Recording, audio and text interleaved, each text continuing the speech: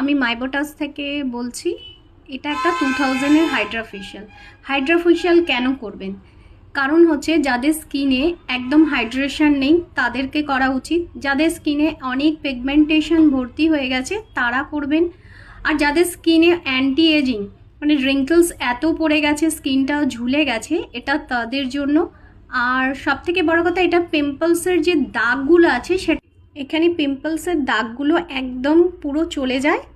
আর আমার এখানে যে হাইড্রা ফেশিয়ালে যে প্রোডাক্টগুলো ইউজ করা হয় সেগুলো সব কোরিয়ান প্রোডাক্ট, যার জন্য স্কিনের এফেক্টটা অন্য রকম আসে।